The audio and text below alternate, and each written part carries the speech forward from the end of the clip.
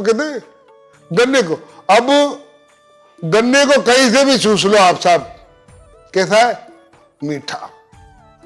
क्यों? कि उसके रोम रोम कट होते हैं, ये भगवान को प्रिय होते हैं। जैसे भगवत गीता में कहा, मेरा भक्त मुझे अति प्रिय है, वो मेरा मित्र है, मैं उसका मित्र हूं। कृष्ण भी कह रहे हैं भगवत गीता में, हमारा ग्रंथ भी कह रहा है कि भक्त मुझे अति प्रिय है।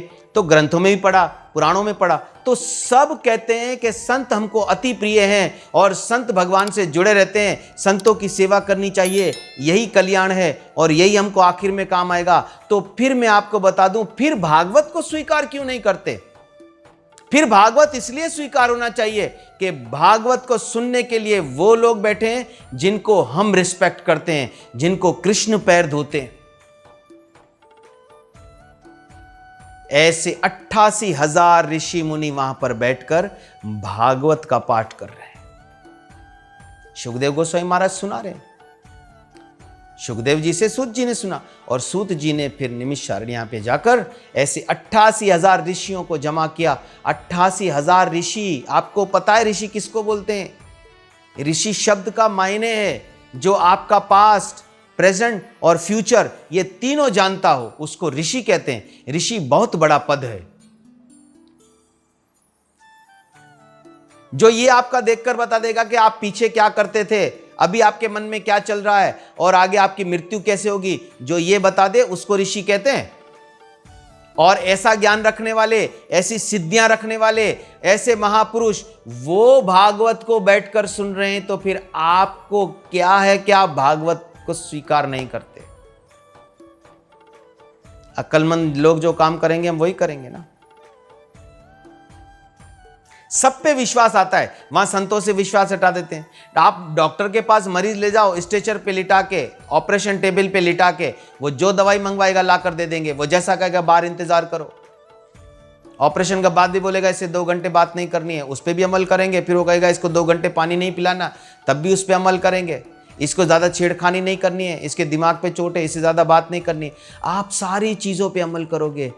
एक दुनियावी जिसने तालीम ली है, दुनियावी जिसके पास ज्ञान है, आप उसकी सारी बातों पे चलते हो। लेकिन संत ने भागवत का आश्रय लिया। 88,000 ऋषियों में से वो ऋषि वहाँ बैठे हैं जिसको हमारे संस्कृति भाषा में दिगंबर कहा जाता है। दिगंबर का अर्थ है जो आत्मभाव में हो, जिसको शरीर का भाव ना हो, कपड़े न पहने हो, जिसको हम कुंभ के मेले में जो जिसको नागा बाबा कहते हैं, इस तरह वो दिगंबर ऋषि होते हैं। वो दिगंबर ऋषि भी भागवत को बैठ के सुन रहे हैं। तो आप बताइए भागवत क्या ग्रंथ है जिनको ऋषि भी सुनना चाहते हैं। सुखदेव गोस्वामी महाराज ने जब राजा परीक्षित को भागवत सुनाना आरंभ किया तो इंद्र अपने सारे देवताओं को लेकर वहां पे उस जगह पे आ गया। सुखदेव गोस्वामी ने बड़े आदर से प्रणाम किया और इंद्र को पूछा, आइए इंद्र कैसे आना हुआ? उन्होंने कहा, महाराज आप ये भागवत कथा कर रहे हैं, तो ये जो परीक्षित को कर रहे हैं, तो महाराज कृपा कीजिए, एक निवेदन है। सुखदेव गोस्वामी ने कहा, बोलिए क्या निवेदन है? मैंने कहा, महाराज हम कथा सुनना चाहते हैं। सुखदेव गोस्वामी महाराज ने कहा, बैठ जाइए। बोला, महाराज कथा तो सुनना चाहते, लेकिन एक निवेदन यह है कि आप इसकी जानिए तो 7 दिन में मरने वाला है परीक्षित। आप एक काम करें, ये हमारे पास जो कलश है ना, ये कलश में अमृत है, आप परीक्षित को पिला दो, इसको अमर कर दो। सुखदेव गोस्वामी महाराज मुस्कुराए, बोला फिर? और बोला, उसके बाद जो भागवत कथा परीक्षित को दे रहे हो, वो भागवत कथा हमको दे दो।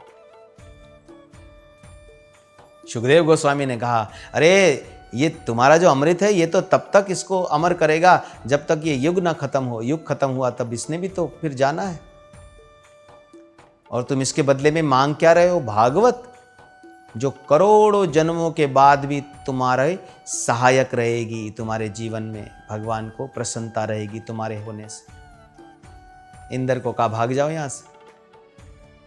वेद व्यास सुन रहे हैं भागवत, जिनकी अपनी रचना है। वेद व्यास सुन रहे हैं भागवत। आप देखें कौन कौन भागवत सुन रहा है। वेद व्यास भागवत सुन रहे हैं जिनकी अपनी रचना है, स्वयं भगवान है। पराशर मुनि भागवत सुन रहे हैं जो वेद व्यास जी के भी पिता है। ऐसे हजारों दिगंबर ऋषि इस भागवत को सुन रहे हैं। ब्रह्मा के बेटे सुन रहे हैं, संक, सनंदन, सनातन, सनत कुमार, ये सुन रहे हैं। 3 सुनते हैं, 1 वक्ता, 3 श्रोता, 4 बेटे। चारों में से एक वक्ता बन जाता, एक पढ़ने वाला बन जाता है, व्यासपीठ पे बैठ जाए, बाकी 3 भागवत को सुनते। सारे तो भागवत के ग्रंथ को सुन रहे। भागवत की महिमा हमारे जीवन के अंदर एक इनकलाब लाती है, हमारे पापों का सर्वनाश होता है, हम भगवान से निकट होते हैं। हमको पता चलता है भागवत से कि हमको किस प्रकार से इस संसार में चलना है। हर किसी को थोड़ी समर्पण करना होता। हमारे यहां तो बहुत सारे प्रोग्राम चलते हैं, जिस प्रोग्राम में आ गया तो उसी का होके रह जाता है। कभी क्या कपड़े डालें, कभी क्या कपड़े डालें, कभी किस प्रोग्राम में खड़ा है, कभी क्या बना हुआ। सीजन चलता है, समर्पण नहीं। भगवान का भगवद गीता में एक श्लोक है, भगवान कृष्ण कह रहे हैं, तेषाम सतत युक्ता नाम भजताम प्रीतिपूर्वकम। तुम सतत युक्ता नाम, मेरा नाम लेते रहो, लेते रहो, लेते रहो, ये तार टूटनी नहीं चाहिए। तेषाम सतत युक्ता नाम भजताम प्रीतिपूर्वकम, और प्रेम से उसको लो। हमारे यहां कहां प्रेम होता है? भजन करते वक्त प्रेम होता। प्रेम का मतलब है शरणागति, प्रेम का मतलब है अधीन हो जाना, प्रेम का अर्थ है किसी का मोहताज हो जाना, प्रेम का अर्थ है उसकी बात को मानना, प्रेम का अर्थ है सारा समय उसी के लिए होना, प्रेम का अर्थ है उसके अलावा कुछ याद न रहना। ये सब प्रेम के लक्षण हैं। हमारी याद में प्रेम नहीं है। भगवान ने कहा तेषाम सतत युक्ता नाम भजताम प्रीतिपूर्वकम, लगातार भजो और प्रेम से भजो। और फिर हमने संसार में क्या किया है? जो सामने आया उसी से प्रेम कर दिया, जो सामने आया उसी से प्रेम कर दिया, उसी को दिल दे बैठ। नहीं, ऐसा नहीं। भगवान ने कहा तेषाम सतत युक्ता नाम भजताम प्रीतिपूर्वकम ददामि बुद्धि योगम, फिर मैं तुमको ऐसा दिमाग दूंगा जिससे तुम मुझे जान और समझ सकते हो। पहले तो भजन करने के लिए कहा। कुछ समझ नहीं आता, कोई ग्रंथ समझ नहीं आता, आप भजन करो भगवान का। जब आप भगवान का भजन करोगे तो आपको भगवान बुद्धि देंगे। तेषाम सतत युक्ता नाम भजताम प्रीतिपूर्वकम ददामि बुद्धि योगम, तुमको दिमाग दूंगा जिससे तुम समझ पाओगे कि मेरे तक कैसे आ सकते हो, मैं कौन हूं, मैं क्या करता हूं, क्या कर सकता हूं तुम्हारे लिए। तो देखो, बुद्धि समर्पण करनी होती है। सारे सब्जेक्ट लो, जाओ भंडारों में जाओ, वहां खड़े हो, खाओ पियो, उसको परखो उस जगह पे, यहां पर क्या लाभ हो रहा है, क्या हानि हो रही है, सब तजर्बा लेते लेते लेते लेते। विवाह कैसा संबंध है? भगवान से विवाह जैसा संबंध होना चाहिए। सारी उम्र जवानी की, कभी यहां गए, कभी वहां खड़े हुए, कभी वहां खड़े हुए, कभी किस जगह पे, कभी किस जगह पे, कभी किस प्रोग्राम में, ये सारी जगह से जब तजर्बे लेता है और जब विवाह हो जाता है तो कहता है अब तो मैं कहीं जाता ही नहीं ज्यादा। पुरानी दोस्तियां खत्म, जितनी फ्रेंड थी वो सब खत्म, उनसे मिलना जुलना खत्म, सारे मैसेज डिलीट, सारे चैट डिलीट, फेसबुक से डिलीट, व्हाट्सएप से नंबर डिलीट, ब्लॉक किया। क्या हुआ? एक संबंध ऐसा बना पत्नी के साथ, और वो संबंध दिल से है, और उसी पत्नी से संतान उत्पन्न करनी है। बस उसी भगवान के साथ संबंध बना के और शुद्ध ज्ञान और श्रद्धा विश्वास उत्पन्न करना है। सारी गृहस्थी चलाता। तो एक बार प्रेम से भजन करके शरणागति होनी। तो भागवत हमको सारी इन चीजों के लिए तैयार करता है, किसी की शरण में ले जाने के लिए।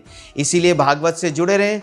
अपना समय, भागवत आपके पास जो भी समय में आता है, तो ये हमारे अब ये एपिसोड चल रहे हैं, तो पीछे बाकी एपिसोड थे मेरे, अब इस भागवत को और आगे लेके चलेंगे। तो अब हम पहले स्कंद में प्रवेश करेंगे। अब आगे जो हमारे एपिसोड जो चल रहे हैं, इसमें अगला जो स्कंद आएगा, पहले स्कंद में हम प्रवेश करके फिर वहाँ पे ऋषियों की कथा है, परिचेताओं की कथा है और दूसरे संतों की कथा है। तो सारा बहुमंडल का जो भी ये नक्षत्रों का जो सारा वो जो उसकी रचना है वो सारी आपके सामने रखेंगे। और आप कृपा करके इस चैनल को सब्सक्राइब करें, ये ज्ञान वर्षा को, और इस पर लाइक करें, कमेंट करें। कोई भी बात आपको समझ नहीं आती, इस पे नीचे आप प्रश्न कर सकते हैं। भागवत से जो भी रिलेटेड प्रश्न है आप कर सकते हैं और आप पूछ सकते हैं बिल्कुल कि हमको ये बात समझ नहीं आती या हमको आगे कैसे बढ़ना है। तो आप वहाँ कमेंट ज़रूर करें कुछ भी कहकर, चाहे भगवान की जय बुलाएं, वहाँ पर भागवत की जय बुलाएं, कृष्ण की जय बुलाएं, लेकिन वह कोई एक कमेंट करके लाइक के बटन को ज़रूर दबाएं ताकि आपका ये मैसेज आगे तक जाए और लोगों का भी कल्याण हो। आशा करता हूँ आपको भागवत से बहुत कुछ सीखना मिलेगा और आप भागवत में रुचि रखें, अपने बच्चों को ये सुनाएं ताकि आगे जाके उनका जीवन भी कल्याणकारी हो। बोल वृंदावन बिहारी लाल की।